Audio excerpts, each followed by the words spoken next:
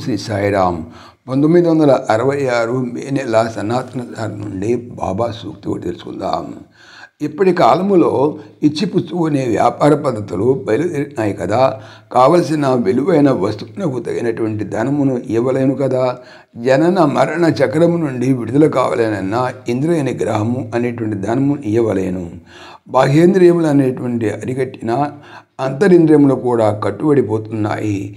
ఇంద్రియములన్నీ ప్రకృతి సంబంధమే. దేహము పాంచభౌతికము. దేహియే దేవదేవుడు. అసత్యమును సత్యమని తలంచక విశ్వసించక అన్నిటినీ సత్యాన్వేషణ కొరకే వినియోగించి దానినే కనుగొనవలేను. జగదీశ్వరుని పవిత్ర సేవను చేయుటకే దేహేంద్రియాదులు, వారి నామ జపమునకు నోరు, వారి దాసులపై కారుణ్య దృష్టి కురిపించే కొరకు కన్నులు, వారి నామ సంకీర్తనము చేసి తాళము వేయటానికి హస్తములు, వారి పాదములపై ఉంచే కొరకు శిరము. ఇంటికి తలుపులున్నాయి కదా అని వాటి ద్వారా గాడిదలను, పందులను, శత్రువులను, దొంగలను లోనికి రానివచ్చున.